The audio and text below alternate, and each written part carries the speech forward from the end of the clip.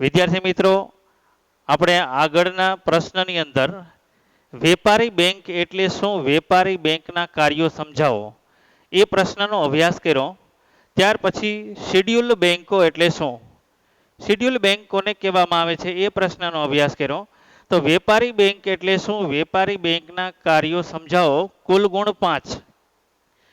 એવી જ રીતે પ્રશ્ન ત્યાર પછીનો પ્રશ્ન અત્યારે જોઈએ તો મધ્યસ્થ બેંક એટલે કે reserve bank of India RBI, મધ્યસ્થ બેંક એટલે શું, તેના કાર્યો સમજાવો.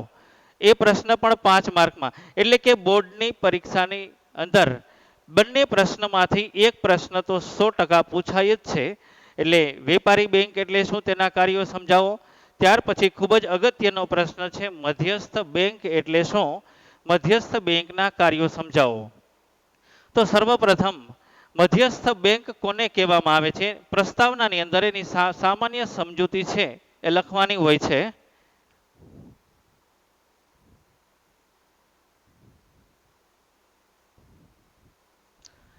પ્રસ્તાવના દુનિયાની અંદર એટલે કે દુનિયાના દરેક દેશોમાં મધ્યસ્થ બેંક આવેલી હોય છે.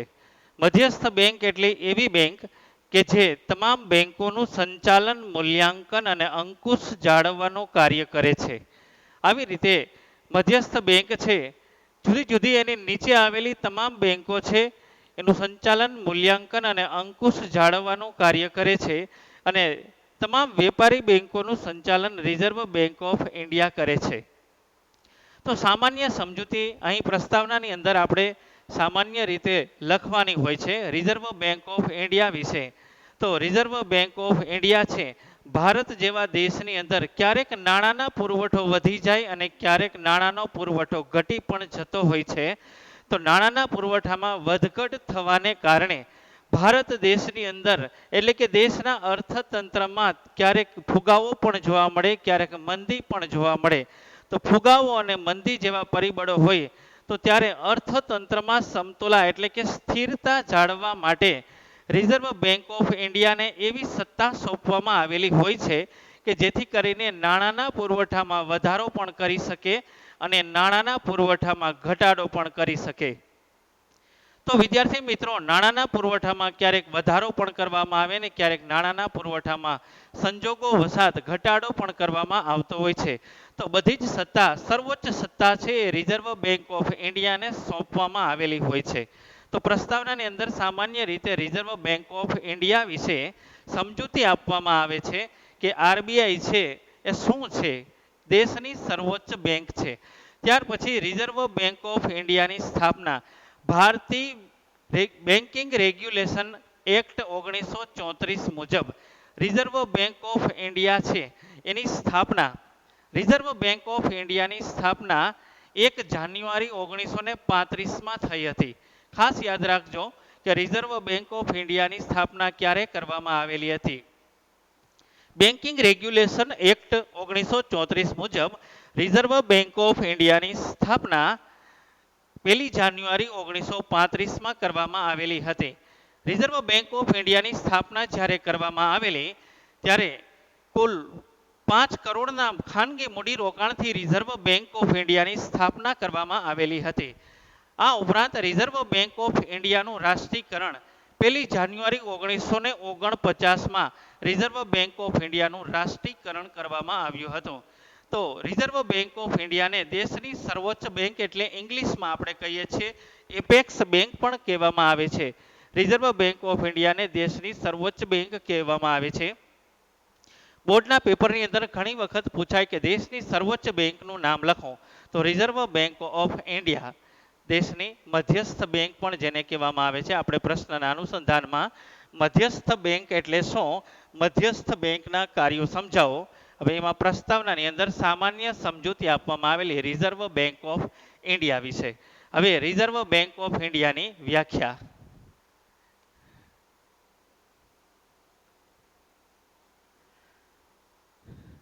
રિઝર્વ બેંક ઓફ ઇન્ડિયા મધ્યસ્થ બેંક એટલે શું એમ પ્રશ્ન પૂછવામાં આવે છે. તો કોને મધ્યસ્થ બેંક કહેવામાં આવે છે? અર્થશાસ્ત્રી આરપી કેન્ટના શબ્દો મુજબ જે બેંક એવી જ રીતે જે બેંકની સ્થાપના થયેલી હોય કે દેશમાં લોકોનું હિત જળવાય, દેશમાં લોકોનું હિત જળવાય એટલા માટે એવી બેંક કે જેને એ સત્તા સોંપવામાં આવેલી હોય કે નાણાંના પુરવઠાનું વિસ્તરણ પણ કરી શકે અને નાણાંના પુરવઠાનું સંકોચન પણ કરી શકે.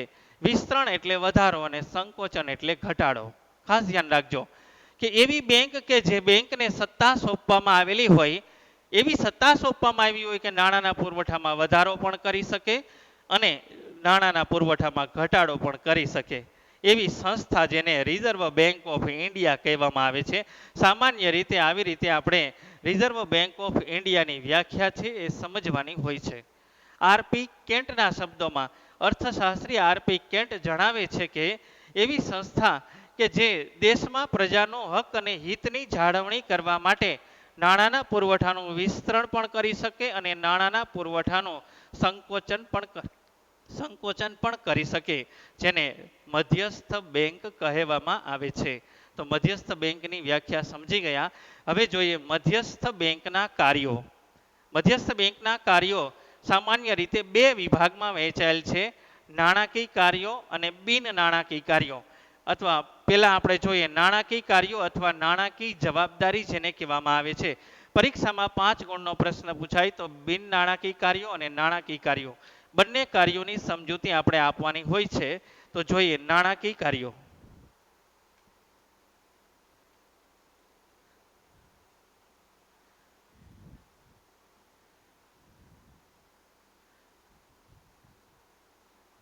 અથવા નાણાકીય જવાબદારી.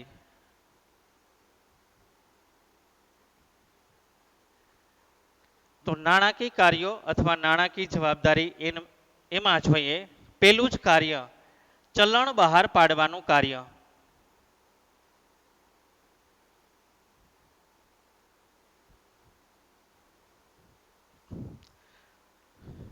રિઝર્વ બેંક ઓફ ઇન્ડિયાનો એટલે કે દેશની સર્વોચ્ચ બેંક જે મધ્યસ્થ બેંક છે એના કાર્યો છે બે વિભાગમાં વહેંચાયેલા હોય, એક નાણાકીય કાર્યો અને નંબર 2 બિન નાણાકીય કાર્યો. તો નાણાકીય કાર્યોમાં પહેલું કાર્ય તમને સમજાવું છું. તો પહેલું જ કાર્ય છે ચલણ બહાર પાડવાનું કાર્ય. ચલણ એટલે કે નાણું, રૂપિયા બહાર પાડવાનું કાર્ય રિઝર્વ બેંક ઓફ ઇન્ડિયા કરે છે. હવે એ મુદ્દાની અંદર આપણે જોઈએ કે રિઝર્વ બેંક ઓફ ઇન્ડિયા કયું ચલણ બહાર પાડે છે. રિઝર્વ બેંક ઓફ ઇન્ડિયા રૂપિયા 2 કે તેથી વધારે રકમની નોટ બનાવવાનું કાર્ય રિઝર્વ બેંક ઓફ ઇન્ડિયા કરે છે. જ્યારે 1 રૂપિયાની ચલણી નોટ અને સિક્કા બનાવવાનું કાર્ય ભારત સરકારના નાણાં ખાતા દ્વારા બહાર પાડવામાં આવે છે. એટલે કે 1 રૂપિયાની ચલણી નોટ અને સિક્કા બનાવવાનું કાર્ય ભારત સરકારનું નાણાં ખાતું છે એ કરે છે.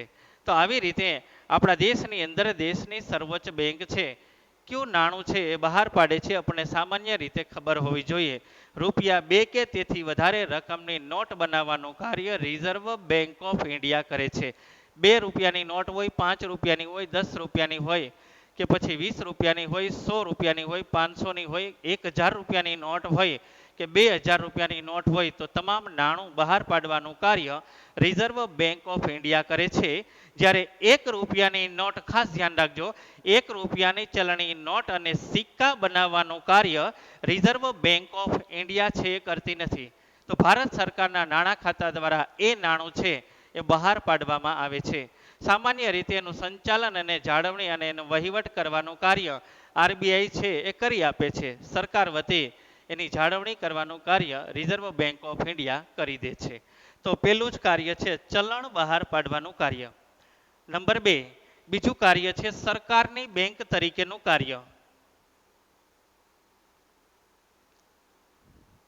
સરકારની બેંક તરીકેનું કાર્ય. સરકારની બેંક તરીકેનું કાર્ય.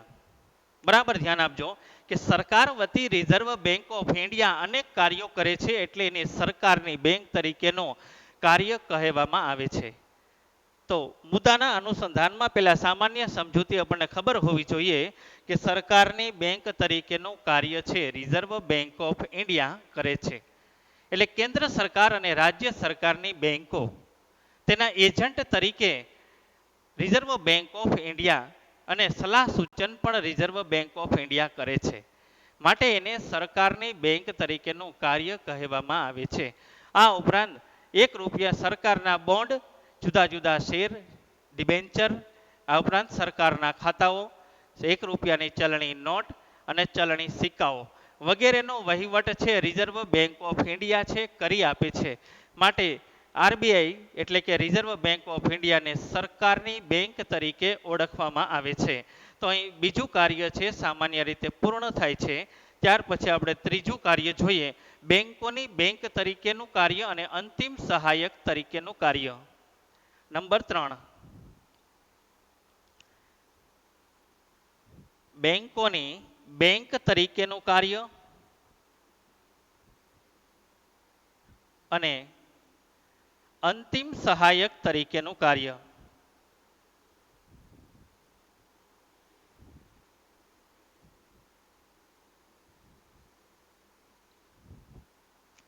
બેંકોની બેંક તરીકેનું કાર્ય અને અંતિમ સહાયક તરીકેનું કાર્ય. રિઝર્વ બેંક ઓફ ઇન્ડિયા કે જેને બેંકોની બેંક કહેવામાં આવે છે, શા માટે એને બેંકોની બેંક કહેવામાં આવે છે? તો કે તમામ વેપારી બેંકો છે એની નિયમનકાર એટલે નિમણૂક કરનાર રિઝર્વ બેંક ઓફ ઇન્ડિયા છે. માટે એને બેંકોની બેંક કહેવામાં આવે છે. આ ઉપરાંત રોકડ અનામતનું પ્રમાણ કેટલું રાખવું દરેક બેંકોએ, ત્યાર પછી દરેક બેંકો છે તો આ બેંકોએ વ્યાજનો દર કેટલો નક્કી કરવો, કેટલું ધિરાણ આપવું, જુદી જુદી પ્રવૃત્તિઓને ધ્યાનમાં રાખીને કઈ પ્રવૃત્તિને અનુરૂપ કેટલું ધિરાણ આપવું અને વ્યાજનો દર શું નક્કી કરવો, એ તમામ બાબતો છે એ રિઝર્વ બેંક ઓફ ઇન્ડિયા નક્કી કરે છે. માટે એને બેંકોની બેંક કહેવામાં આવે છે. પરીક્ષામાં એમ પૂછાય બેંકોની બેંક એટલે કઈ બેંક? તો આપણે લખી શકીએ કે reserve bank of India. Reserve bank of India તમામ બેંકોનું સંચાલન, મૂલ્યાંકન અને અંકુશ જાળવે છે. આપણે પહેલા પણ સમજૂતી આપવામાં આવેલી હતી, એટલા માટે એને બેંકોની બેંક કહેવામાં આવે છે. ત્યાર પછી ત્રીજું કાર્ય, શાખ નિયમનની કામગીરી. નંબર 4, શાખ નિયમનની કામગીરી.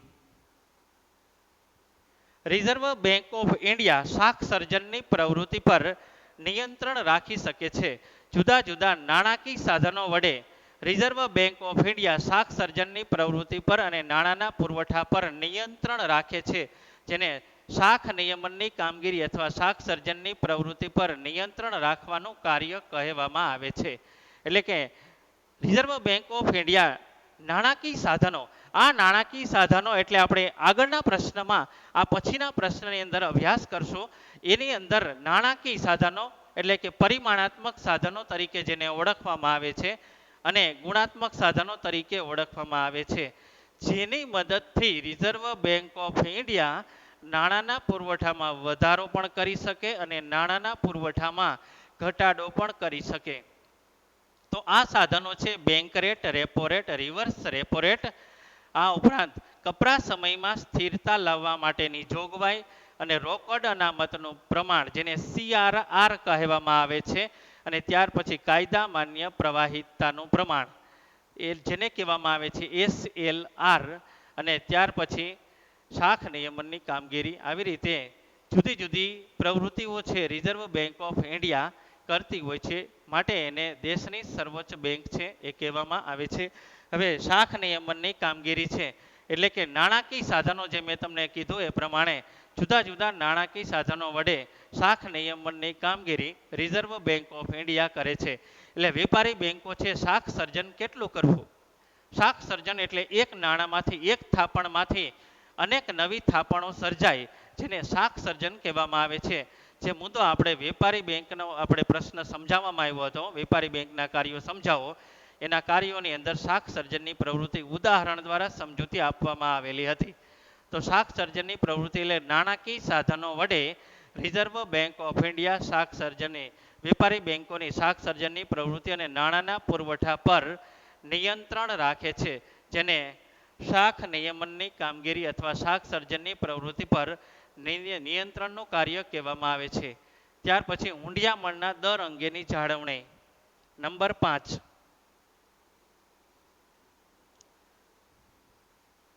હુંડિયામણના દર અંગેની જાળવણી. હુંડિયામણના દર અંગેની જાળવણી. જો કાયદાકીય રીતે હુંડિયામણનો દર નક્કી કરવાનો હોય તો સામાન્ય રીતે રિઝર્વ બેંક ઓફ ઇન્ડિયા દ્વારા હુંડિયામણનો દર નક્કી કરવામાં આવે છે. બરાબર ધ્યાન આપજો કે હુંડિયામણના દર અંગેની હુંડિયામણના દરની જાળવણીનું કાર્ય છે તો રિઝર્વ બેંક ઓફ ઇન્ડિયા દ્વારા કરવામાં આવે છે. તો કાયદાકીય રીતે હુંડિયામણનો દર નક્કી થતો હોય તો રિઝર્વ બેંક ઓફ ઇન્ડિયા નક્કી કરે છે. પરંતુ આપણા દેશની અંદર નાણાંની માંગ અને પુરવઠાને આધારે જો હુંડિયામણનો દર નક્કી થતો હોય તો રિઝર્વ બેંક ઓફ ઇન્ડિયા હુંડિયામણની ખરીદી અને વેચાણ કરીને ભારતના રૂપિયાનું મૂલ્ય વિદેશી રૂપિયા સામે જાળવવાનું કાર્ય રિઝર્વ બેંક ઓફ ઇન્ડિયા કરે છે. માટે એને હુંડિયામણના દરની જાળવણીનું કાર્ય કહેવામાં આવે છે. એટલે વિદેશી ચલણ સામે ભારતીય રૂપિયાનું મૂલ્ય જળવાઈ રહે એવું કાર્ય રિઝર્વ બેંક ઓફ ઇન્ડિયા કરે માટે એને કહેવામાં આવે છે હુંડિયામણના દર અંગેની જાળવણી કરવાનું કાર્ય પણ રિઝર્વ બેંક ઓફ ઇન્ડિયા કરે છે. ભારતમાં કેટલું નાણું છે આવે છે ને ભારતમાંથી કેટલું નાણું બહાર જાય છે તેવી પ્રવૃત્તિ પર પણ રિઝર્વ બેંક ઓફ ઇન્ડિયા ખાસ ધ્યાન રાખે છે. માટે જેને કહેવામાં આવે છે હુંડિયામણના દર અંગેની જાળવણીનું કાર્ય. તો આટલા હતા નાણાકીય કાર્યો. જો ચલણ બહાર પાડવાનું કાર્ય સરકારની બેંક તરીકેનું કાર્ય, બેંકોની બેંક તરીકેનું કાર્ય અને અંતિમ સહાયક તરીકેનું કાર્ય, શાખ નિયમનની કામગીરી, હુંડિયામણના દર અંગેની જાળવણીનું કાર્ય. પછી જોઈએ નંબર 2. નંબર 1 આરબીઆઈના નાણાકીય કાર્યો, નંબર 2 રિઝર્વ બેંક ઓફ ઇન્ડિયાના બિન નાણાકીય કાર્યો. બિન નાણાકીય કાર્યો. તો રિઝર્વ બેંક ઓફ ઇન્ડિયાના નાણાકીય કાર્યો અને રિઝર્વ બેંક ઓફ ઇન્ડિયાના બિન નાણાકીય કાર્યો. તો પહેલું જ કાર્ય છે નિયમન અને દેખરેખની કામગીરી. નિયમન અને દેખરેખની કામગીરી.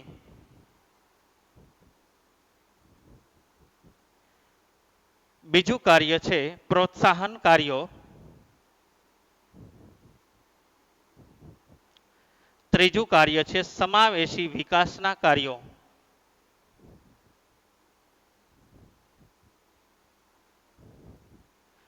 ત્રણ કાર્યો બિન નાણાકીય કાર્યો છે રિઝર્વ બેંક ઓફ ઇન્ડિયાના બિન નાણાકીય કાર્યો. તો હવે આપણે જોઈએ પહેલું કાર્ય નિયમન અને દેખરેખની કામગીરી. તો રિઝર્વ બેંક ઓફ ઇન્ડિયા સમગ્ર મૂડી બજાર અને નાણાં બજારની પ્રવૃત્તિઓ પર નિયમન અને દેખરેખની કામગીરી કરે છે.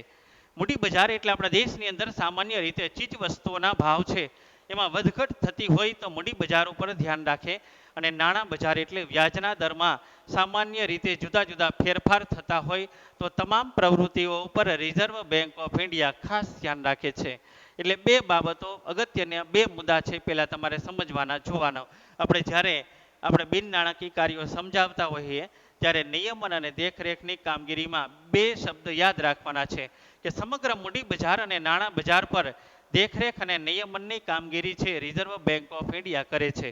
ત્યાર પછી કોના ઉપર નિયમન અને દેખરેખ રાખે છે તો રિઝર્વ બેંક ઓફ ઇન્ડિયા છે એ વેપારી બેંકોની શાખ સર્જનની પ્રવૃત્તિ ઉપર, એની કામગીરીની પ્રવૃત્તિ ઉપર, એની કેટલીક શાખાઓનું વિસ્તરણ થયેલું છે તો તેના ઉપર, આ ઉપરાંત આપણા દેશની અંદર અસંગઠિત બજાર એટલે કે વેપાર બેંકો જેવી પ્રવૃત્તિ કરતી કેટલીક પેઢીઓ પણ હોય તો તેના પર પણ ધ્યાન રાખવાનું કાર્ય રિઝર્વ બેંક ઓફ ઇન્ડિયા કરે છે જેને અસંગઠિત બજાર કહેવામાં આવે છે.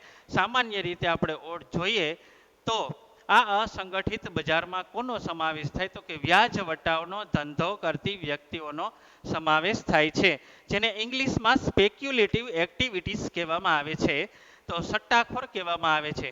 તો તેની પ્રવૃત્તિઓ પર પણ રિઝર્વ બેંક ઓફ ઇન્ડિયા ખાસ ધ્યાન રાખે છે.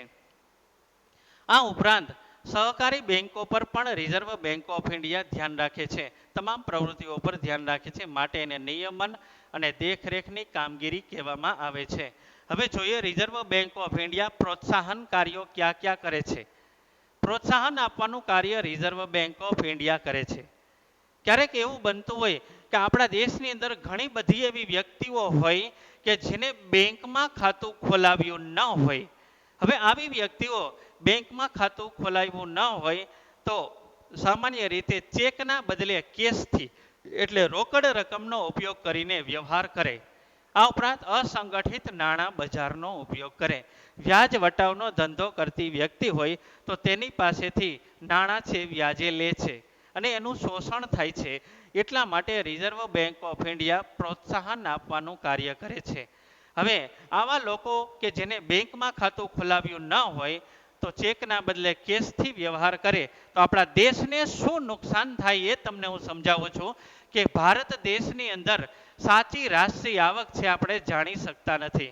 રૂપિયાનું સાચું મૂલ્ય છે આપણે જાણી શકતા નથી. જો ચેકથી વ્યવહાર કરવામાં આવે તો બેંક મારફતે તમામ વ્યવહારો થતા હોય છે. માટે રિઝર્વ બેંક ઓફ ઇન્ડિયા દરેક ગ્રામ્ય વિસ્તારોની અંદર બેંકોની સ્થાપના કરવામાં આવે એટલા માટે સતત પ્રયત્નો કરી રહી છે અને દરેક લોકો છે એ બેંકમાં ખાતું ખોલાવે જેથી કરીને અસંગઠિત બજારમાંથી સંગઠિત બજારનો ઉપયોગ છે એ તમામ લોકો છે કરે. એટલા માટે રિઝર્વ બેંક ઓફ ઇન્ડિયા પ્રોત્સાહન આપવાનું કાર્ય કરે છે. જેમ કે આપણા દેશની અંદર એવા લોકો કે જે સામાન્ય રીતે કેટલાક લોકો એવા હતા નિમ્ન કક્ષાના લોકો કે જે સામાન્ય રીતે ખાતું ખોલાવતા ન હતા. આવા લોકો છે એ વિના મૂલ્યે ખાતું ખોલાવી શકે, ઝીરો બેલેન્સથી ખાતું ખોલાવી શકે એવી સુવિધા છે જેને જનધન ખાતું કહેવામાં આવે છે. એ રિઝર્વ બેંક ઓફ ઇન્ડિયા આ જનધન ખાતું છે જે ખોલાવે વ્યક્તિ એનું સંચાલન પણ રિઝર્વ બેંક ઓફ ઇન્ડિયા કરે છે. માટે એને પ્રોત્સાહન કાર્ય કહેવામાં આવે.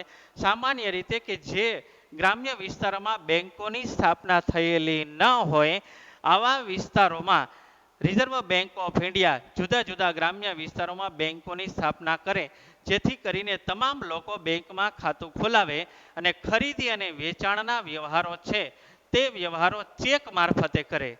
માટે તો જ વિનિમયની સાચી નોંધ થાય અને દેશની સાચી રાષ્ટ્રીય આવક છે એ જાણી શકીએ જેને કહેવામાં આવે છે પ્રોત્સાહન કાર્યો.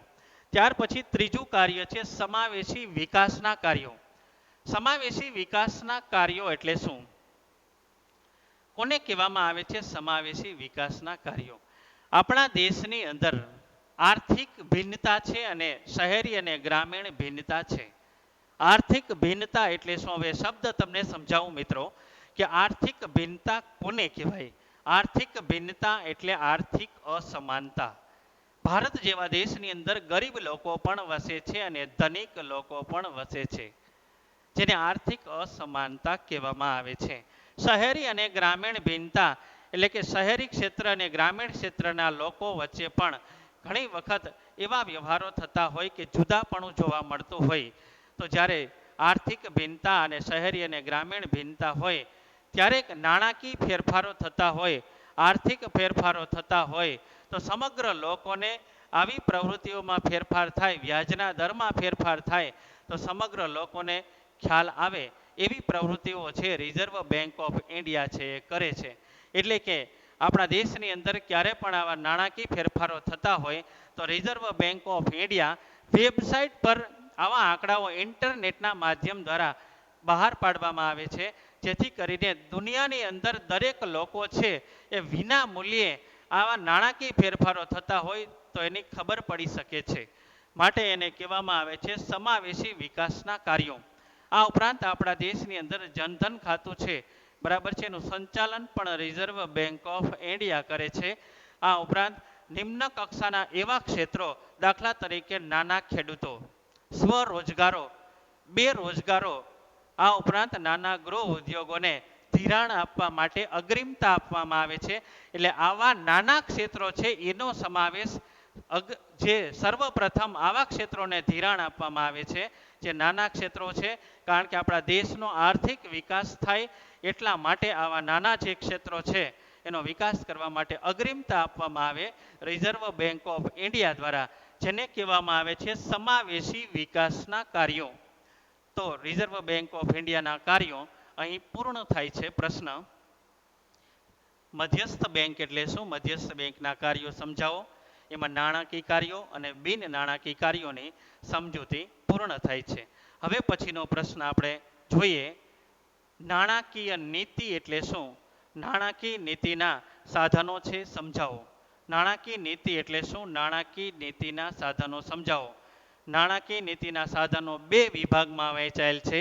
એક પરિમાણાત્મક સાધનો અને એક ગુણાત્મક સાધનો.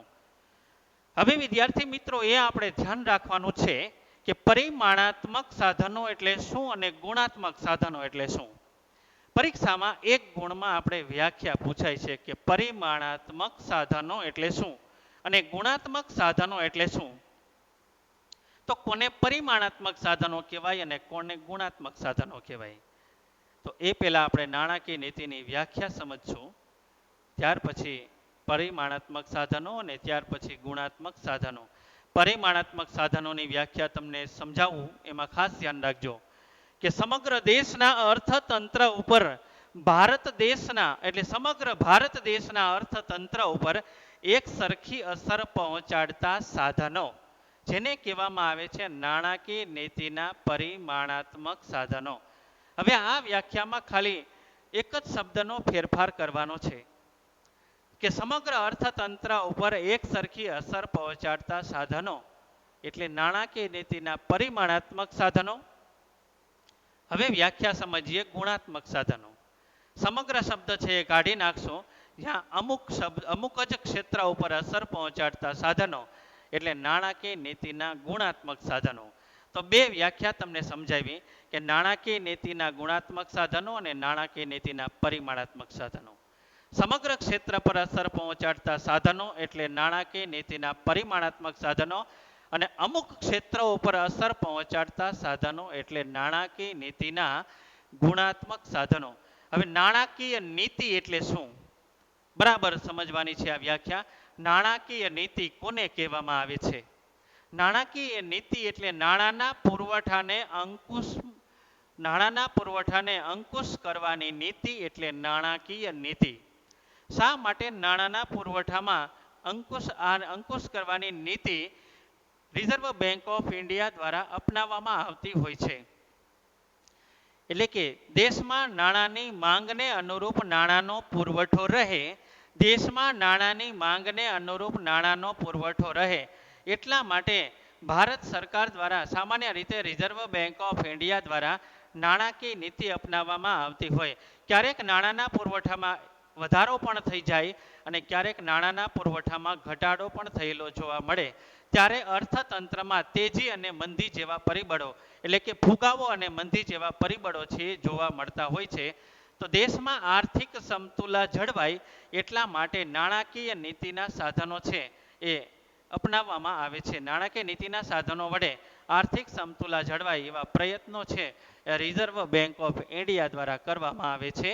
તો નાણાકીય નીતિ એટલે નાણાંના પુરવઠાને અંકુશમાં રાખવા માટેની નીતિ.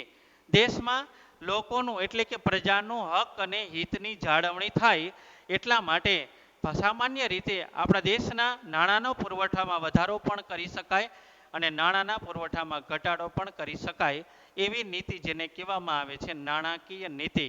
નાણાકીય નીતિ એટલે શું? એના પરિમાણાત્મક સાધનો અને ગુણાત્મક સાધનો હવે સમજીએ. હવે લખીએ પહેલા પ્રશ્ન આપણે બોર્ડ ઉપર.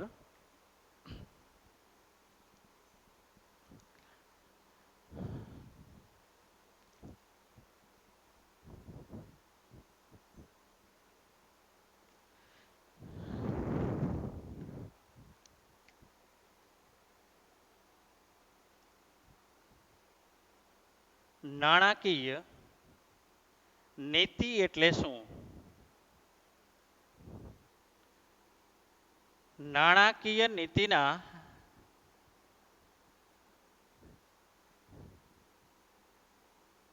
પરિમાણાત્મક અને ગુણાત્મક સાધનો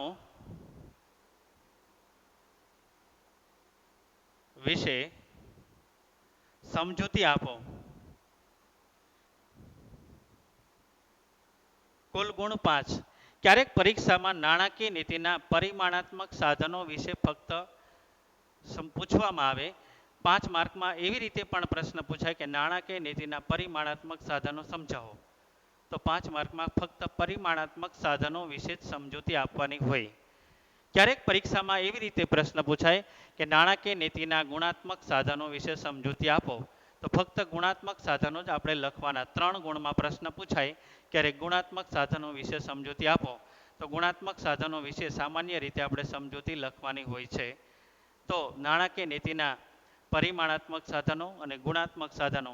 સર્વપ્રથમ આપણે નાણાકીય નીતિ, સામાન્ય રીતે નાણાકીય નીતિનો આપણે પ્રશ્ન સમજતા હોઈએ ત્યારે પ્રસ્તાવના લખવાની હોય છે.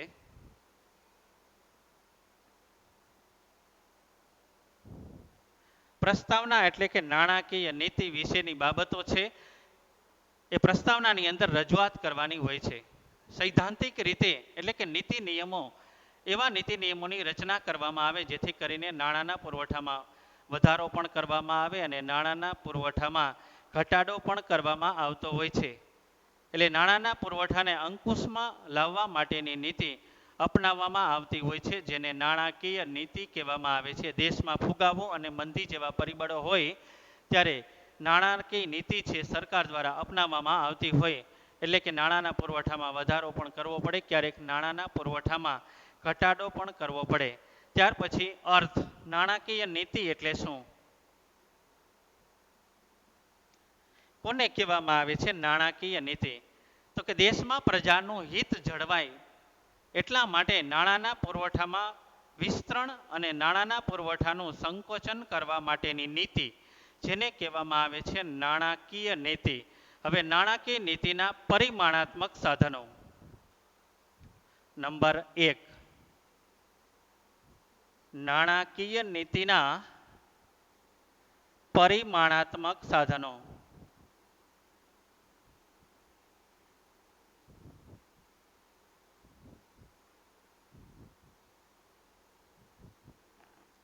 પહેલા આપણે એની વ્યાખ્યા સમજીએ કે નાણાકીય નીતિના પરિમાણાત્મક સાધનો એટલે શું.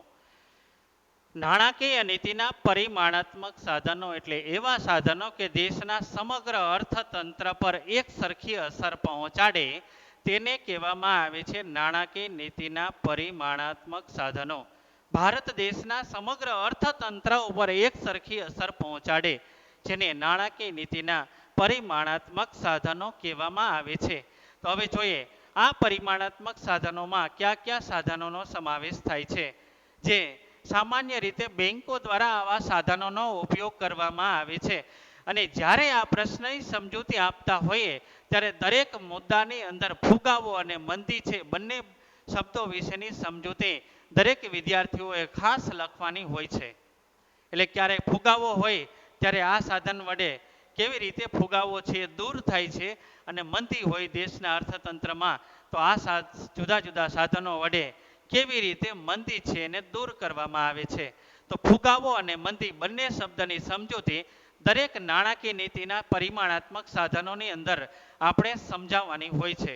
તો હવે જોઈએ પેલું નાણાકીય નીતિનું પરિમાણાત્મક સાધન, એમાં છે બેંક રેટ.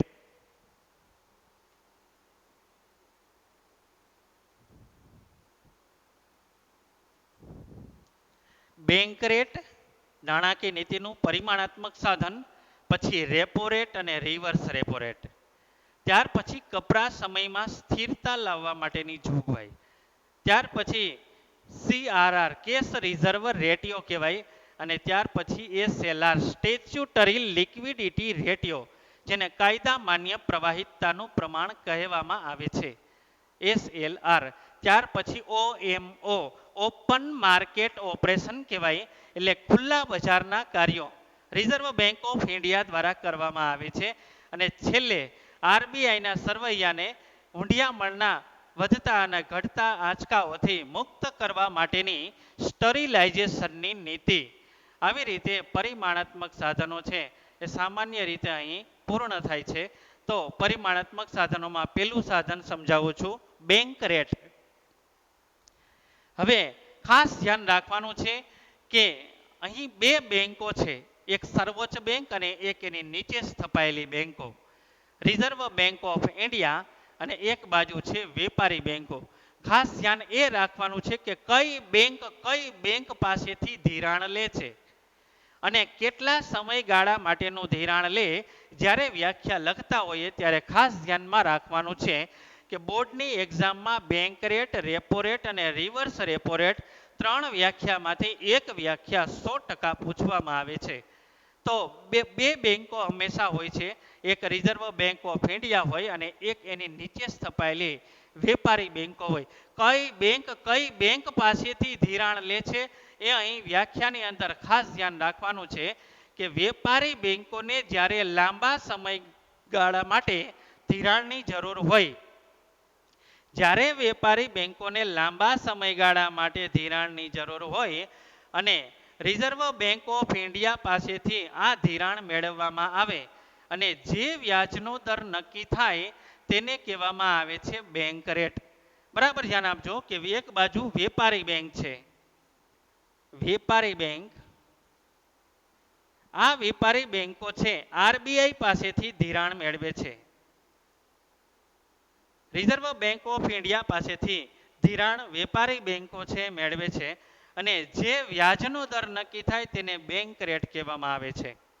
જો વ્યાજનો દર ઊંચો હોય તો તેને મોંઘા નાણાંની નીતિ કહેવાય અને જો વ્યાજનો દર નીચો હોય તો તેને સસ્તા નાણાંની નીતિ કહેવામાં આવે છે.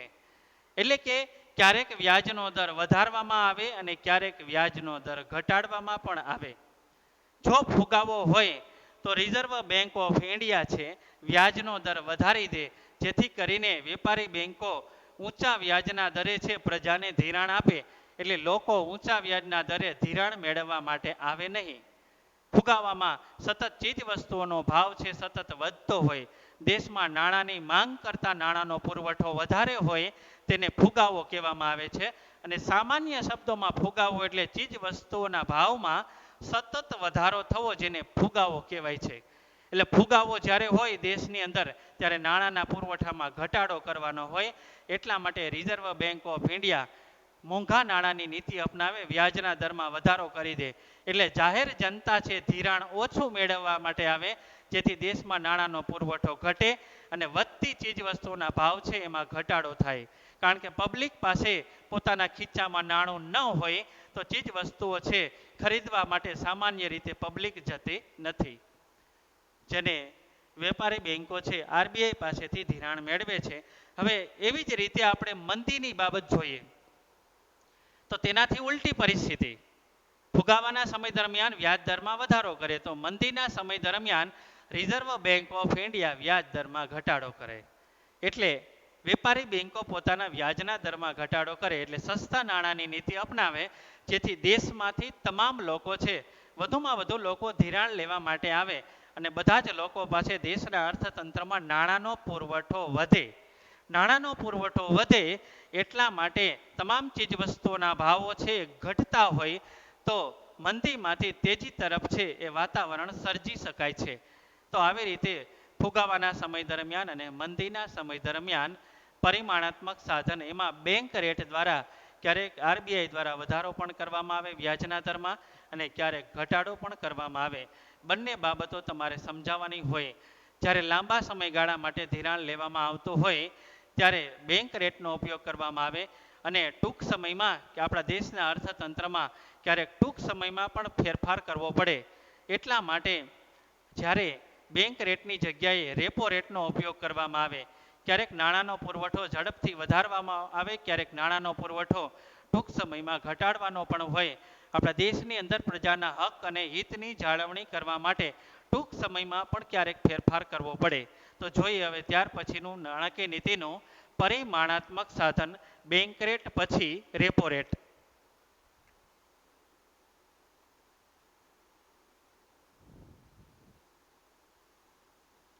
અહીં પણ વેપારી બેંકો ધિરાણ સામાન્ય રીતે રિઝર્વ બેંક ઓફ ઇન્ડિયા પાસેથી મેળવે છે. અહીં લાંબા સમયગાળા માટે ધિરાણ મેળવે, અહીં ટૂંકા સમયગાળા માટે ધિરાણ મેળવે. ટૂંકા સમયગાળા માટે એટલે કે 1 દિવસ, 7 દિવસ કે 15 દિવસ માટે સામાન્ય રીતે વેપારી બેંકો છે રિઝર્વ બેંક ઓફ ઇન્ડિયા પાસેથી ધિરાણ મેળવે અને જે વ્યાજનો દર નક્કી થાય તેને રેપો રેટ કહેવામાં આવે છે.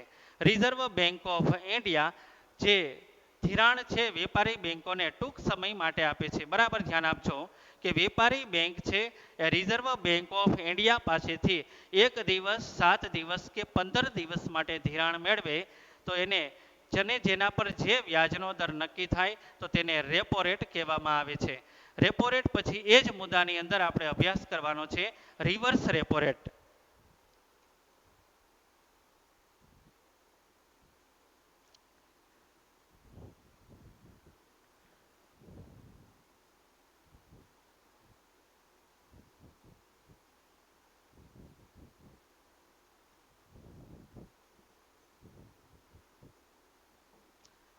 રિવર્સ રેપો રેટ એટલે શું? બે વ્યાખ્યામાં તો સમજ્યા કે વેપારી બેંકો આરબીઆઈ પાસેથી ધિરાણ લેવા માટે જાય. એક લાંબા સમયગાળા માટે ધિરાણ લેવા જાય તો જે વ્યાજનો દર નક્કી થાય તો એને બેંક રેટ કહેવાય ને ટૂંકા સમય માટે 1 દિવસ, 7 દિવસ માટે કે 5 દિવસ માટે ઉછીના નાણાં મેળવવા માટે જાય તો એને સામાન્ય રીતે આપણે રેપો રેટ કહીએ છીએ. અહીં વેપારી બેંકો છે બે વ્યાખ્યાની અંદર વેપારી બેંક આરબીઆઈ પાસેથી નાણું લેવા માટે જાય. હવે રિઝર્વ બેંક ઓફ ઇન્ડિયાને ક્યારેક નાણાંની કટોકટી સર્જાય તો ટૂંકા સમયગાળા માટે, બરાબર ધ્યાન આપજો, આરબીઆઈ ટૂંકા સમયગાળા માટે વેપારી બેંકો પાસે નાણું છે ઉછીનું નાણું મેળવવા માટે જાય, ધિરાણ લેવા માટે જાય. બરાબર, તો અને જે વ્યાજનો દર નક્કી થાય તો એને સામાન્ય રીતે રિવર્સ રેપો રેટ કહેવામાં આવે છે. જ્યારે રિવર્સ રેપો રેટ છે ઊંચો હોય એટલે કે આરબીઆઈ છે ઊંચા દરે નાણું મેળવે તો સામાન્ય રીતે વેપારી બેંકો છે વધુમાં વધુ જે રિઝર્વ બેંક ઓફ ઇન્ડિયાને ધિરાણ સ્વરૂપે નાણું છે આપી દે, જેથી આરબીઆઈ પાસે છે દેશની અંદર લોકોને ધિરાણ આપવા માટે પૂરતું નાણાંનો પુરવઠો રહે નહીં, જેથી કરીને આપણા દેશની અંદર ફુગાવા પર નિયંત્રણ લાવી શકાય અને તેનાથી ઉલટી પરિસ્થિતિ, મંદીની પરિસ્થિતિ જ્યારે હોય ત્યારે તેનાથી ઉલટી પરિસ્થિતિ સર્જાય છે. વ્યાજનો દર નીચો હોય તો વેપારી બેંકો આરબીઆઈને વધુ ધિરાણ આપે અને દેશમાંથી મંદી છે સામાન્ય રીતે દૂર થાય છે. ત્યાર પછીનું નાણાકીય નીતિનું પરિમાણાત્મક સાધન છે એ જોઈએ. કાયદા માન્ય પ્રવાહિતાનું પ્રમાણ, કપરા સમયમાં સ્થિરતા લાવવા માટેની જોગવાઈ. કપરા સમયમાં અહીંથી દેખાશે ને સર? નંબર 3, કપરા સમયમાં સ્થિરતા લાવવા માટેની જોગવાઈ.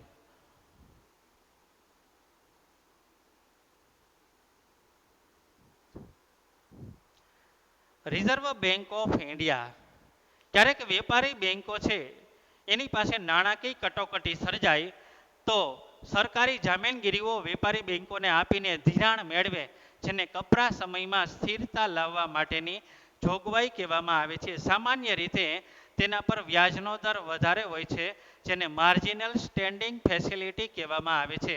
કપરા સમયમાં સ્થિરતા લાવવા માટેની જોગવાઈ. કપરો સમય એટલે નાણાકીય કટોકટીનો સમય, જેને કપરો સમય કહેવામાં આવે છે. વેપારી બેંકો પાસે ક્યારેક નાણાકીય કટોકટી સર્જાય તો આ વેપારી બેંકો પોતાની સરકારી જામીનગીરીઓ છે એ સરકારી જામીનગીરીઓ છે રિઝર્વ બેંક ઓફ ઇન્ડિયા પાસે મૂકે અને રિઝર્વ બેંક ઓફ ઇન્ડિયા પાસે મૂકીને પોતે છે ધિરાણ મેળવે, જેને કહેવામાં આવે છે કપરા સમયમાં સ્થિરતા લાવવા માટેની જોગવાઈ.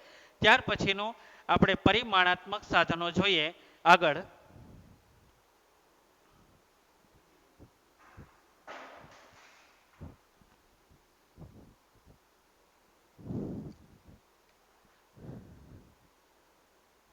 રોકડ અનામતના પ્રમાણમાં ફેરફાર, જેને CRR કહેવામાં આવે છે. રોકડ અનામતના પ્રમાણમાં ફેરફાર એટલે પરિમાણાત્મક સાધન, નાણાકીય નીતિનું પરિમાણાત્મક સાધન, એમાં રોકડ અનામતના પ્રમાણમાં ફેરફાર CRR, જેને કેશ રિઝર્વ રેટિયો કહેવામાં આવે છે. એટલે કે ભારતીય બેન્કિંગ રેગ્યુલેશન એક્ટ 1934 મુજબ દરેક બેંકે પોતાની કુલ થાપણોના અમુક ટકા રોકડ અનામત સ્વરૂપે પોતાની પાસે નાણું છે રાખવાનું હોય છે. શા માટે આ રોકડ અનામત સ્વરૂપે નાણું છે રાખવામાં આવતું હોય? તો આપણે સમજવા જેવી બાબત છે કે રોકડ અનામતનું પ્રમાણ રિઝર્વ બેંક ઓફ ઇન્ડિયા સામાન્ય રીતે શા માટે રાખે છે? ક્યારેક બેંકો પાસેથી પ્રજા એક સાથે નાણું છે પોતાની થાપણો છે મેળવવા માટે આવે તો બેંકો પાસે રોકડ અનામત સ્વરૂપે નાણું રહેલું હોય તો તેમાંથી આ થાપણો છે એની ચૂકવણી કરી શકે. એક સાથે દેશમાંથી લોકો જ્યારે નાણું મેળવવા માટે આવે બેંકોમાં તો બેંકો પાસે આ રોકડ અનામતનું પ્રમાણ હોવું જરૂરી છે. કાયદાકીય રીતે એટલે કે 1934 બેન્કિંગ કંપની ધારા મુજબ કુલ થાપણના અમુક ટકા રોકડ અનામત સ્વરૂપે પોતાની કુલ થાપણના અમુક ટકા રોકડ અનામત સ્વરૂપે પોતાની પાસે નાણું રાખે છે. શા માટે રાખે? તો કે ક્યારેક દેશની જનતા એક સાથે થાપણો ઉપાડવા માટે આવે તો પોતાની પાસે આ નાણાકીય વ્યવસ્થા હોવી જરૂરી છે. CRR એટલે શું? કેશ રિઝર્વ રેટિયો, જેને કહેવામાં આવે રોકડ અનામતના પ્રમાણમાં ફેરફાર. હવે રોકડ અનામતના પ્રમાણમાં ફેરફાર એટલે શું? એટલે રોકડ અનામતમાં વધારો પણ કરી શકે અને રોકડ અનામતના પ્રમાણમાં ઘટાડો પણ કરી શકે. રોકડ અનામતના પ્રમાણમાં વધારો કરવામાં આવે તો દેશમાં નાણાંનો પુરવઠો ઘટે. જો દેશમાં નાણાંનો પુરવઠો ઘટે તો ફુગાવો છે આપણા દેશમાંથી દૂર થાય છે. વધતી ચીજવસ્તુઓના ભાવો છે એમાં ઘટાડો થાય. એટલે કે CRR ઊંચો હોય જેને કેશ રિઝર્વ રેટિયો કહેવામાં આવે છે. જો CRR ઊંચો એટલે કે રોકડ અનામતના પ્રમાણમાં વધારો કરવામાં આવે જેથી કરીને બેંકો છે ધિરાણ પબ્લિકને ધિરાણ એટલે કે આમ જનતાને ધિરાણ ઓછું આપી શકે. આમ જનતાને ધિરાણ ઓછું આપે એટલે કે દેશમાં લોકો પાસે નાણાંનો પુરવઠો છે એ ઘટે જેથી કરીને ફુગાવો છે એને નિયંત્રણમાં લાવી શકાય. એવી જ રીતે મંદીની પરિસ્થિતિ હોય આપણા દેશમાં જ્યારે મંદી હોય ત્યારે રોકડ અનામતના પ્રમાણમાં એટલે કે રોકડ અનામતનું પ્રમાણ હોય એમાં ઘટાડો પણ થઈ શકે. એટલે કે બેંકો દ્વારા રોકડ અનામતના પ્રમાણમાં ઘટાડો કરવામાં આવે જેથી આમ જનતાને એટલે કે દેશમાં તમામ લોકોને ધિરાણ સ્વરૂપે વધુમાં વધુ નાણાં મળે જેથી કરીને આપણા દેશમાં નાણાંનો પુરવઠો વધે તો ઘટતી ચીજવસ્તુઓના ભાવો છે એ સામાન્ય રીતે ઊંચા જાય એટલે મંદીની પરિસ્થિતિ હોય તો આપણા દેશમાંથી દૂર થાય છે. ત્યાર પછીનું પરિમાણાત્મક સાધન જોઈએ તો આગળ SLR કાયદા માન્ય પ્રવાહિતતાનું પ્રમાણ.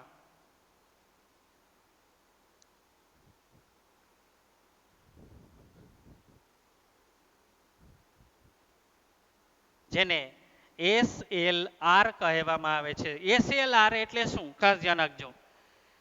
Statutory liquidity ratio. SLR એટલે સ્ટેચ્યુટરી લિક્વિડિટી રેટિયો જેને કહેવામાં આવે છે કાયદા માન્ય પ્રવાહિતતાનું પ્રમાણ. બરાબર ધ્યાન આપજો કે ઉપર મુદ્દો સમજાયો એ મુદ્દો અહીં આપણે રિપીટ કરવાનો છે. અમુક બાબત છે કે CRR થી અલગ બેંકો પોતાની કુલ થાપણોના 25% જેટલો અનામત રાખે છે. CRR થી એટલે રોકડ અનામતથી અલગ બેંકો પોતાની કુલ થાપણોના 25% જેટલો અનામત છે એ નકદ સોનું કે જામીનગીરી સ્વરૂપે પોતાની પાસે રાખે છે. એટલે સોના સ્વરૂપે પણ રાખે અને નકદ એટલે કે નાણાં સ્વરૂપે પણ આવું 25% લેખે અનામત છે બેંકો ઊભું કરે. CRR થી રોકડ અનામતથી અલગ જ પોતાની કુલ થાપણોના 25% જેટલું નકદ સોનું કે સરકારી જામીનગીરીઓ પોતાની પાસે રાખે છે જેને કહેવામાં આવે છે કાયદા માન્ય પ્રવાહિતતાનું પ્રમાણ સ્ટેચ્યુટરી લિક્વિડિટી રેટિયો. જો SLR ઊંચો હોય CRRની જેમ જ SLR ઊંચો હોય કાયદા માન્ય પ્રવાહિતતાના પ્રમાણમાં વધારો કરવામાં આવે તો દેશમાં નાણાંનો પુરવઠો છે એ ઘટે. જો દેશમાં નાણાંનો પુરવઠો ઘટે તો ફુગાવો છે આપણા દેશમાંથી દૂર થાય. ફુગાવો એટલે વધતી ચીજવસ્તુઓના ભાવો છે એમાં ઘટાડો થાય. જો SLR છે સ્ટેચ્યુટરી લિક્વિડિટી રેટિયો કાયદા માન્ય પ્રવાહિતતાના પ્રમાણમાં વધારો કરવામાં આવે તો ફુગાવો દૂર થાય અને કાયદા માન્ય પ્રવાહિતતાના પ્રમાણમાં ઘટાડો કરવામાં આવે તો મંદી છે એ દૂર થાય છે જેને કહેવામાં આવે છે SLR સ્ટેચ્યુટરી લિક્વિડિટી રેટિયો કાયદા માન્ય પ્રવાહિતતાનું પ્રમાણ. ત્યાર પછી છે ખુલ્લા બજારના કાર્યો.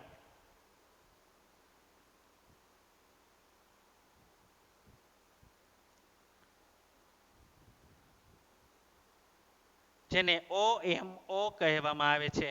રિઝર્વ બેંક ઓફ ઇન્ડિયા ખુલ્લા બજારના કાર્યો પણ કરે છે, જેને OMO કહેવામાં આવે છે. OMO એટલે શું? ઓપન માર્કેટ ઓપરેશન કહેવામાં આવે છે, જેનું ફૂલ ફોર્મ છે ઓપન માર્કેટ ઓપરેશન, ખુલ્લા બજારના કાર્યો. એટલે કે રિઝર્વ બેંક ઓફ ઇન્ડિયા ફુગાવો અને મંદી જેવા સમય હોય ત્યારે આપણા દેશની અંદર ખુલ્લા બજારમાં સરકારી જામીનગીરીઓની ખરીદી પણ કરે અને સરકારી જામીનગીરીઓનું વેચાણ પણ કરે. એટલે સરકાર પાસેથી ખરીદી પણ કરે ને સરકારને વેચાણ પણ કરે. જો દેશમાં નાણાંનો પુરવઠો છે ઘટતો હોય, એટલે કે આપણા દેશની અંદર મંદી જેવું પરિબળ હોય અને દેશમાં નાણાંનો પુરવઠો છે એનો વધારો કરવાનો હોય તો સરકારી જામીનગીરીઓની ખરીદી કરે, જેથી કરીને ખરીદી કરે એટલે નાણાંનો પુરવઠો છે આપણા દેશના અર્થતંત્રમાં ઠાલવે અને વધારે પ્રમાણમાં આવે અને મંદીનું પરિબળ છે દૂર થાય. ફુગાવો હોય તો સરકારી જામીનગીરીઓ છે એનું વેચાણ કરે, જેથી નાણાંનો પુરવઠો છે દેશ પાસે આપણા દેશમાંથી સરકાર પાસેથી, જેથી કરીને રિઝર્વ બેંક ઓફ ઇન્ડિયા પાસે જતો રહે. એટલે મંદીની પરિસ્થિતિમાં નાણાંનો પુરવઠો છે એ ઘટે છે, જેને ઓપન માર્કેટ ઓપરેશન કહેવામાં આવે છે. એટલે કે ખુલ્લા બજારના કાર્યો. ખુલ્લા બજારમાં સરકારી જામીનગીરીઓનું ખરીદી અને વેચાણનું કાર્ય એટલે ઓપન માર્કેટ ઓપરેશન. ફુગાવો અને મંદી જેવા પરિબળ હોય ત્યારે આવું કાર્ય છે રિઝર્વ બેંક ઓફ ઇન્ડિયા સામાન્ય રીતે કરે છે. સરકાર પાસેથી જામીનગીરીઓની ખરીદી પણ કરે, જામીનગીરીઓનું વેચાણ પણ કરે. ત્યાર પછી સ્ટરીલાઇઝેશનની નીતિ.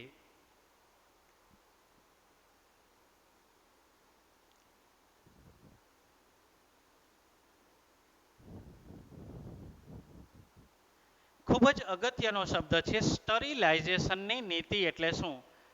બોર્ડમાં આપણે બોર્ડના પ્રશ્નપત્રમાં ઘણી વખત 2 ગુણમાં આ મુદ્દો છે પૂછાય તો આપણે સ્ટરીલાઇઝેશનની નીતિ સમજાવવાની હોય. આરબીઆઈના સરવૈયાને ઊંડિયામણના વધતા કે ઘટતા આંચકાઓથી મુક્ત કરવા માટેની નીતિ એટલે સ્ટરીલાઇઝેશનની નીતિ. મુક્ત કરવા માટેની સ્ટરીલાઇઝેશનની નીતિ. તો કેવી રીતે? ક્યારેક રિઝર્વ બેંક ઓફ ઇન્ડિયામાં પુરાંત પણ હોય ને ક્યારેક રિઝર્વ બેંક ઓફ ઇન્ડિયાના ખાતામાં ખોટ પણ હોય. ક્યારેક વિદેશી નાણું વધારે પડતું આવી પણ જાય સરવૈયામાં આરબીઆઈ પાસે, રિઝર્વ બેંક ઓફ ઇન્ડિયા આપણા દેશમાં. ક્યારેક આપણા ભારત જેવા દેશમાંથી વિદેશી નાણું જતું પણ રહે.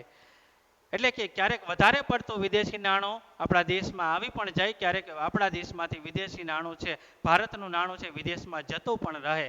એટલે સરવૈયું છે ખોરવાઈ જાય. એટલે ક્યારેક પુરાંત બાકી પણ હોય ને ક્યારેક ખોટ પણ હોય. પુરાંત બાકી એટલે જાવક કરતાં આવક વધારે હોય અને ખોટ એટલે કે સામાન્ય રીતે આવક કરતાં જાવક વધારે હોય. ત્યારે રિઝર્વ બેંક ઓફ ઇન્ડિયા છે સરકારી જામીનગીરીઓની ખરીદી અને વેચાણ કરીને આ સરવૈયાને સમતોલ કરે છે, જેને સ્ટરીલાઇઝેશનની નીતિ કહેવામાં આવે છે. સરવૈયાને સમતોલ કરવા માટે રિઝર્વ બેંક ઓફ ઇન્ડિયા સરકારી જામીનગીરીની ખરીદી અને સરકારી જામીનગીરીનું વેચાણ પણ કરે છે, જેને સ્ટરીલાઇઝેશનની નીતિ કહેવામાં આવે છે. ખાસ વ્યાખ્યા ધ્યાનમાં રાખજો. સરવૈયાને સમતોલ કરવા માટેની નીતિ એટલે સ્ટરીલાઇઝેશનની નીતિ. કેવી રીતે? આરબીઆઈ ભારત જેવા દેશની અંદર સરકારી જામીનગીરીઓની ખરીદી પણ કરે અને સરકારી જામીનગીરીઓની વેચાણ પણ કરે. જો દેશમાં નાણાંનો પુરવઠો વધારે હોય એટલે પુરાંત બાકી હોય તો આપણા દેશમાં સરકારી જામીનગીરીઓની ખરીદી કરશે અને જો ખોટ વધારે હોય તો સરકારી જામીનગીરીઓનું વેચાણ કરે. આવી રીતે સરવૈયાને સમતોલ કરવા માટેની નીતિ, જેને સ્ટરીલાઇઝેશનની નીતિ કહેવામાં આવે છે. ત્યાર પછી આપણે નાણાકીય નીતિના ગુણાત્મક સાધનો છે એ જોઈએ તો ગુણાત્મક સાધનોમાં સલામતીની જરૂરિયાત, ત્યાર પછી માર્જિનની જરૂરિયાત, ત્યાર પછી ટોચ મર્યાદા અને ભેદ પારખું નીતિ. જોઈએ આગળ પરિમાણાત્મક સાધનો જોઈ લીધા, હવે જોઈએ નાણાકીય નીતિના ગુણાત્મક સાધનો. પરિમાણાત્મક સાધનો પછી તમને ગુણાત્મક સાધનો સમજાવી દઉં એટલે 8 ગુણનો બેન્કિંગ અને નાણાકીય નીતિ છે એ ચેપ્ટર છે સામાન્ય રીતે પૂર્ણ થાય છે. જોઈએ હવે પરિમાણાત્મક સાધનો પછી નાણાકીય નીતિના ગુણાત્મક સાધનો.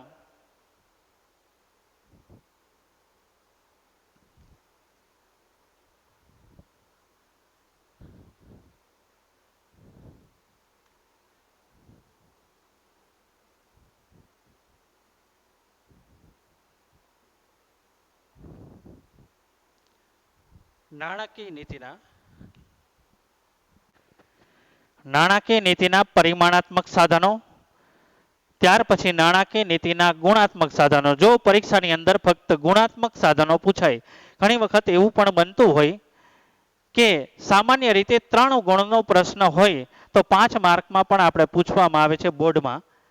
તો આવી રીતે ફક્ત ગુણાત્મક સાધનો છે એના વિશે સમજૂતી આપવાની હોય કે નાણાકીય નીતિ એટલે શું, તેના ગુણાત્મક સાધનો જણાવો. પરંતુ ફક્ત એવી રીતે પ્રશ્ન પૂછાય કે નાણાકીય નીતિ એટલે શું, તેના પરિમાણાત્મક અને ગુણાત્મક સાધનો સમજાવો. તો મેં તમને જે પ્રશ્ન સંપૂર્ણ પ્રશ્ન સમજાવ્યો એવી રીતે બધા જ મુદ્દાની સમજૂતી વ્યવસ્થિત રીતે આપણે લખવાની હોય છે. તો નાણાકીય નીતિના ગુણાત્મક સાધનોની વ્યાખ્યા તમને ખબર હોવી જોઈએ વિદ્યાર્થી મિત્રો. પરિમાણાત્મક સાધનોની વ્યાખ્યા તો તમને સમજાવી, અને ગુણાત્મક સાધનો એટલે દેશના અમુક ક્ષેત્ર પર જ અસર કરતા સાધનો જેને નાણાકીય નીતિના ગુણાત્મક સાધનો કહેવામાં આવે છે.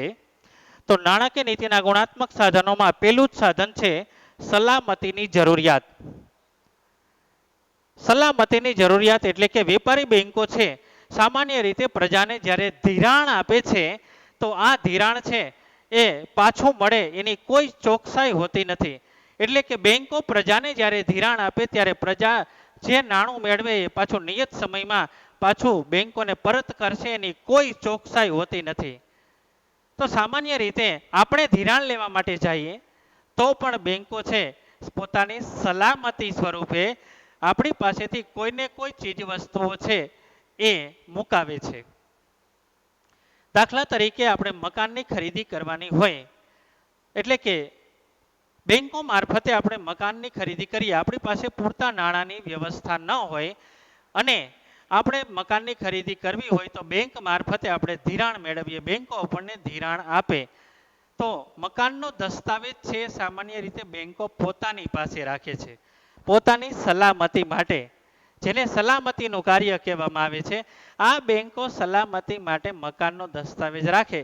નિયત સમયમાં નક્કી કરેલ હપ્તા છે જો આપણે ન ચૂકવીએ તો આપણું મકાન છે એ બેંક છે એ જપ્ત કરી લે છે, અને જપ્ત કરેલ મકાન છે એ બજારમાં નીલામ કરી નાખે એટલે કે વેચી નાખે છે અને પોતાનું નાણું છે એ મેળવી લે છે. તો જેને સલામતી કહેવામાં આવે છે. આપણે કાર ખરીદવી હોય, મકાન ખરીદવું હોય કે કોઈ ખેતી લાયક સાધન ટ્રેક્ટર ખરીદવું હોય તો 7, 12, 8 નકલ ખેડૂતો પાસેથી લેવામાં આવે છે. તો સલામતીની જરૂરિયાત એટલે બેંકો જ્યારે આપણને ધિરાણ આપે ત્યારે કોઈને કોઈ વસ્તુ છે, દસ્તાવેજો છે, બરાબર છે.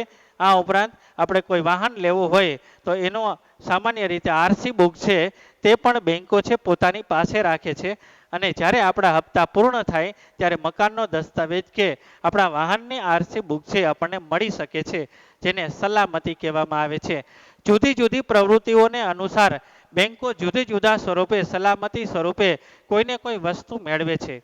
જ્યારે ઉદ્યોગકારો હોય તેની પાસેથી સલામતી સ્વરૂપે ઊંચા દસ્તાવેજો મેળવવામાં આવે. જ્યારે સામાન્ય રીતે ખેડૂતો હોય તો તેની પાસેથી સલામતી સ્વરૂપે ઓછી ચીજ વસ્તુઓ છે, સામાન્ય રીતે નિમ્ન કક્ષાના દસ્તાવેજો છે મુકાવવામાં આવતા હોય છે. તો ત્યાર પછી નંબર 2 માર્જિનની જરૂરિયાત. માર્જિનની જરૂરિયાત એટલે શું? તો દાખલા તરીકે આપણી પાસે આપણું મકાન, માર્જિનની જરૂરિયાત કોને કહેવાય એ તે હું તમને સમજાવું છું મિત્રો કે માર્જિનની જરૂરિયાત એટલે શું. તો કે કોઈ પણ બેંક હોય તો આપણે જ્યારે ધિરાણ લેવા માટે જઈએ ત્યારે આપણે જેટલી રકમનું ધિરાણ જોતું હોય એટલી રકમનું ધિરાણ મળે નહીં. આપણી મિલકતની જે અંદાજિત કિંમત હોય એના અમુક ટકા લેખે આપણને ધિરાણ મળે, જેને માર્જિન કહેવામાં આવે છે. દાખલા તરીકે 10 લાખનું મકાન હોય અને આપણને 8 લાખની લોન મળે. 10 લાખના મકાનની ખરીદી કરવી હોય તો આપણને સામાન્ય રીતે 8 લાખનું ધિરાણ મળે. તો 2 લાખનું ધિરાણ મળતું નથી, જેને માર્જિન કહેવામાં આવે છે. તો બેંકો આવી રીતે પોતાની પાસે માર્જિનની જરૂરિયાત પણ રાખે છે, એટલે કે અમુક ટકા છે એ ગાળો રાખવામાં આવે. જ્યારે આપણને લોન મળતી હોય તો માગેલી લોનના અમુક ટકા આપણને ધિરાણ મળે, જેને માર્જિન કહેવાય છે. ઉદાહરણ દ્વારા મેં તમને સમજૂતી આપી કે 10 લાખનું મકાન હોય તો 8 લાખની લોન મળે આપણને, જેને માર્જિન કહેવામાં આવે છે, જેને માર્જિનની જરૂરિયાત કહેવાય. નંબર 3, ધિરાણની ટોચ મર્યાદા. એટલે વેપારી બેંકો હોય, કોઈ પણ બેંકો હોય, નિમ્ન કક્ષાની બેંકો હોય, તો આ બેંકો છે એ ધિરાણ કેટલું આપવું તે રિઝર્વ બેંક ઓફ ઇન્ડિયા નક્કી કરે છે, જેને ધિરાણની ટોચ મર્યાદા કહેવામાં આવે છે. ત્યાર પછીનું કાર્ય છે ભેદ પારખો અથવા ભેદભાવયુક્ત નીતિ. રિઝર્વ બેંક ઓફ ઇન્ડિયા દ્વારા એવી નીતિ નક્કી કરવામાં આવતી હોય છે કે જ્યારે ધિરાણ આપવામાં આવે તો ભેદભાવયુક્ત નીતિ છે સામાન્ય રીતે અપનાવવામાં આવતી હોય છે. એટલે કે ખેડૂતોને ધિરાણ જોતું હોય તો સસ્તા દરે ધિરાણ આપવામાં આવે, જ્યારે મોટી કંપનીઓ હોય, મોટી મોટી મશીનરીઓ ધરાવતી કંપનીઓ હોય કે વિશાળ ક્ષેત્ર દર્શાવતી કોઈ કંપનીઓ હોય, દાખલા તરીકે બાલાજી કંપની હોય, ટાટા કંપની હોય, આવા કંપનીઓને સસ્તા દરે ધિરાણ આપવામાં આવતું નથી. તો વ્યાજના દરમાં આવી કંપનીઓને જ્યારે ધિરાણ જોતું હોય તો વ્યાજનો દર ઊંચો હોય, જ્યારે ખેડૂતોને ધિરાણ જોતું હોય કે ગરીબ લોકોને ધિરાણ જોતું હોય તો એના વ્યાજનો દર નીચો રાખવામાં આવે, જેને ભેદભાવયુક્ત અથવા ભેદ પારખો નીતિ કહેવામાં આવે છે. તો આવી રીતે વ્યાજના દરમાં ભેદભાવ રાખવામાં આવે સામાન્ય રીતે, એને ભેદભાવયુક્ત નીતિ અથવા ભેદ પારખો નીતિ છે એ કહેવામાં આવે છે. હવે આપણે ત્યાર પછી આપણે આ ચેપ્ટર છે સામાન્ય રીતે પૂર્ણ કરીએ છીએ.